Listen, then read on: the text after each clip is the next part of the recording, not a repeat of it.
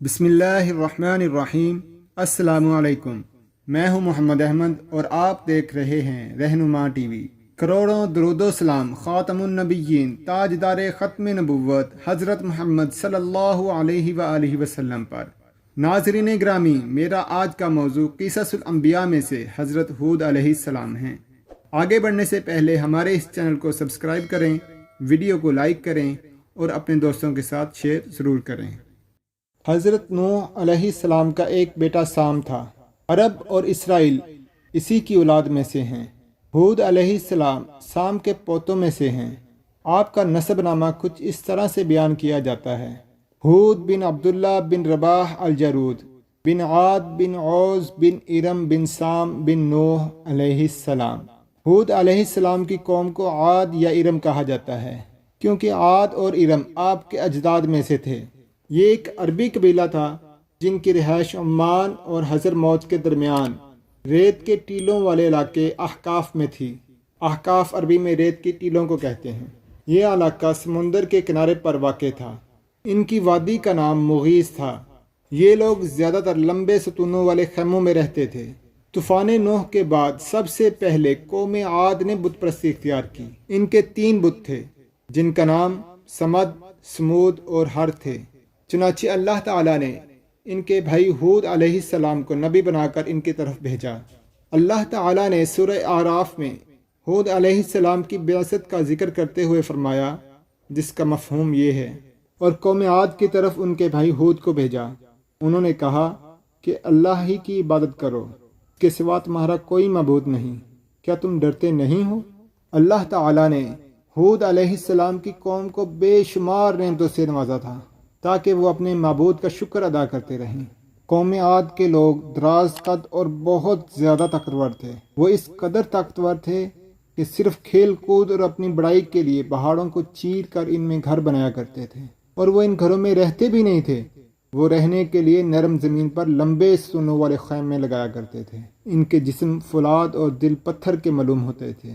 ان میں زبردست لڑنے کی صلاحیت تھی۔ وہ ہر ایک کو ہرا دیتے تھے جس پر چاہتے ظلم و زیادتی کرتے تھے۔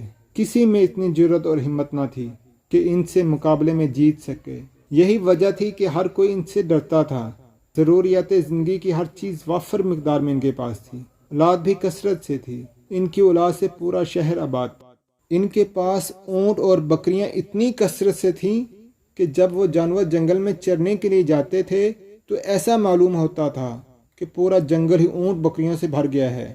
زمین ایسی سرسبز و شاداب تھی کہ ایسا محسوس ہوتا تھا جیسے سبز مخمل بچھ گیا ہو۔ جگہ جگہ چشمے، نہریں، تالاب، کنویں، صاف و شفاف پانی اور قطار کی صورت پھلدار درخت تھے۔ جیسا کہ اللہ تعالیٰ نے قرآن کریم میں ارشاد فرمایا ہے، جس میں ہود علیہ السلام اپنی قوم سے مخاطب ہیں: اے میری قوم، اللہ نے تمہیں بڑی قوت سے نوازا ہے۔ تمہاری طاقت کا عالم یہ ہے کہ جب تم کسی پر ہاتھ ڈالتے ہو تو ظلم کرتے ہو۔ کوئی شخص تمہارے سامنے آنا گوارا نہیں کرتا، لہٰذا اللہ سے ڈرو اور میری پیروی کرو۔ اس سے ڈرو جس نے ان چیزوں سے تمہاری مدد کی۔ اللہ تعالیٰ نے اپنی ہر طرح کی نعمت، مال و اسباب، اولاد، باغات، شہر، قوت، جسامت اور صنعت کاری سے تمہیں نوازا ہے، لہٰذا تم اللہ سے ڈرو اور میری اطاعت کرو۔ لیکن ان کی قوم نے کوئی اثر نہ لیا اور نہ ان پر ایمان لائے، الٹا تکبر کرنے لگے۔ اللہ کی حمد کرنے کی بجائے اس کی ناشکری کرنے لگے۔ جب ہود علیہ السلام نے انہیں اللہ کی عبادت کرنے کا حکم دیا، اس کے احکام کی تعمیل کرنے اور اس سے مغفرت طلب کرنے کی ترغیب دلائی، اور ایمان نہ لانے کی صورت میں دنیا اور آخرت میں سزا کی وعید بیان فرمائی، تو قوم کے کافر سرداروں نے کہا: بلا شبہ تم ہمیں احمق نظر آتے ہو۔ نعوذ باللہ، یعنی جس دین کی دعوت تم ہمیں دے رہے ہو وہ تو حماقت پر مبنی ہے، جبکہ ہم بتوں کی پوجا کرتے ہیں جن سے رزق اور مدد کی امید کی جاتی ہے۔ اس کے علاوہ آپ کا یہ دعویٰ بھی جھوٹا ہے کہ آپ کو اللہ نے نبی بنا کر بھیجا ہے۔ آپ نے فرمایا: اے میری قوم، مجھ میں حماقت بالکل نہیں ہے، بلکہ میں تو اللہ کا پیغمبر ہوں۔ میں تمہیں اللہ کا پیغام پہنچاتا ہوں اور تمہارا امانت دار خیر خواہ ہوں۔ آپ کی قوم نے نہ صرف آپ کی نبوت کا انکار کیا بلکہ آخرت کو بھی جھوٹ تصور کرتے تھے۔ وہ لوگ دنیا میں خوشحالی کی زندگی بسر کر رہے تھے اور تھے بھی اپنی قوم کے سردار۔ یہ اپنے ماتحت لوگوں سے کہنے لگے: یہ تو تم جیسا ہی انسان ہے، وہی کچھ کھاتا ہے جو تم کھاتے ہو، اور پیتا بھی وہی کچھ ہے جو تم پیتے ہو۔ اب اگر تم نے اپنے جیسے انسان کی اطاعت قبول کر لی تو سخت خسارے میں رہو گے۔ کیا یہ تمہیں اس بات سے ڈراتا ہے کہ جب تم مر کے ہڈیاں اور خاک بن جاؤ گے تو پھر زندہ کیے جاؤ گے؟ ہرگز نہیں، یہ بات امکان سے باہر ہے جس کا وعدہ تم سے کیا جاتا ہے۔ یہ زندگی تو صرف دنیا کی زندگی ہے، اس میں ہم مرتے جیتے رہتے ہیں، ہم پھر نہیں اٹھائے جائیں گے۔ یہ تو وہ شخص ہے جس نے اللہ پر جھوٹ باندھا ہے، ہم اس پر یقین کرنے والے نہیں۔ حضرت ہود علیہ السلام انہیں مسلسل دعوت دیتے رہے، یہاں تک کہ ان کی قوم نے واضح طور پر کہہ دیا کہ آپ ہمیں واعظ کریں یا نہ کریں، ہم اپنی روش نہیں چھوڑیں گے۔ یہ تو پرانے لوگوں کا دین ہے، ہم اسے اپنانے والے نہیں۔ اس طرح قوم انہیں مسلسل جھٹلاتی رہی۔ کئی برس واعظ و نصیحت کرنے کے بعد بھی جب قوم پر کوئی اثر نہ ہوا تو آپ نے اللہ سے مدد کی درخواست کر دی۔ اے اللہ، انہوں نے مجھے جھوٹا سمجھا، میری مدد کر۔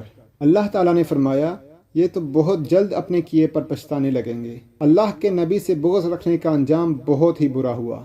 اللہ نے ان کو تیز ہوا سے تہس نہس کر دیا۔ اللہ نے ان سے بارش روک لی جس سے وہ قحط میں مبتلا ہو گئے، درخت اور پھل ختم ہو گئے، ندیاں سوکھ گئیں، وہ لوگ بارش کی خواہش کرنے لگے۔ یہ اللہ کے قہر کی ابتدائی نشانیاں تھیں۔ ان نشانیوں کو دیکھنے کے باوجود ان لوگوں نے توبہ نہ کی۔ اسی حالت میں ایک دن اللہ نے ان پر عذاب نازل کرنے کا ارادہ فرما لیا۔ انہوں نے دیکھا کہ ایک سیاہ بادل ان کی طرف آ رہا ہے، خوشی سے اچھلنے لگے اور کہنے لگے یہ بادل ہم پر ضرور برسے گا، لیکن ان کا خیال غلط تھا۔ دراصل ابر کی صورت میں یہ وہ قہر الہی تھا جس کے آنے کی وہ جلدی مچا رہے تھے۔ اس عذاب نے ان کی بستیوں کی تمام چیزوں، پھلوں، خیموں اور درختوں کو تہس نہس کر دیا۔ آندھی اس قدر زبردست تھی کہ پہاڑوں پر ان کے تعمیر کردہ محلات کو بھی اڑا لے گئی۔ اسی بابت اللہ تعالیٰ نے قرآن کریم میں فرمایا ہے، قوم عاد بے حد تند اور تیز ہوا سے غرق کر دی گئی۔ وہ ہوا ان پر 7 رات اور 8 دن تک اللہ کے حکم سے چلتی رہی۔ آپ وہاں ہوتے تو دیکھتے، وہاں لوگ یوں چاروں شانے چت گرے پڑے ہیں جیسے وہ کھجور کے کھوکھلے تنے ہوں۔ کیا آپ کو ان میں سے کوئی بھی باقی نظر آ رہا ہے؟ ہود علیہ السلام اور ان پر ایمان لانے والوں کو اللہ نے اپنی رحمت سے نجات دی۔ باقی تمام جگہوں پر تباہی تھی۔ کہا جاتا ہے کہ ایک باڑھ تھی جس میں ہود علیہ السلام اور آپ پر ایمان لانے والے لوگ، حیوانات اور چوپائے وغیرہ تھے۔ آندھی نے ان کے علاوہ ہر چیز کو تباہ کر ڈالا۔ اسی کی وضاحت کرتے ہوئے اللہ تعالیٰ نے قرآن کریم میں ارشاد فرمایا، غرض ہم نے انہیں اور ان کے ساتھیوں کو اپنی رحمت سے بچا لیا اور ان لوگوں کی جڑ کاٹ دی جنہوں نے ہماری آیتوں کو جھٹلایا تھا اور وہ ایمان لانے والے نہ تھے۔ خلاصہ کلام یہ ہے کہ قوم عاد کے لوگ اکڑ مزاج، سرکش، کافر اور بت پرست تھے۔ چنانچہ اللہ تعالیٰ نے ان میں سے ہی ایک شخص کو رسول بنا کر بھیجا جس نے انہیں اللہ کی طرف، اس کی توحید اور خالصتاً اسی کی عبادت کی طرف بلایا۔ انہوں نے اس کی تکذیب، مخالفت اور گستاخی کی تو اللہ تعالیٰ نے انہیں اپنی شدید سزا کی لپیٹ میں لے لیا۔ واللہ اعلم۔ ما علینا الا البلاغ المبین۔ کی محمد سے وفا تو نے تو ہم تیرے ہیں، یہ جہاں چیز ہے کیا لوح و قلم تیرے ہیں۔ لبیک لبیک لبیک یا رسول اللہ صلی اللہ علیہ وآلہ وسلم۔ تاجدار ختم نبوت زندہ باد زندہ باد۔ اپنا اور اپنے گھر والوں کا خیال رکھیے اور ہمارے اس چینل کو سبسکرائب کریں۔ کامنٹ سیکشن میں اپنی رائے کا اظہار ضرور کریں۔ اللہ حافظ۔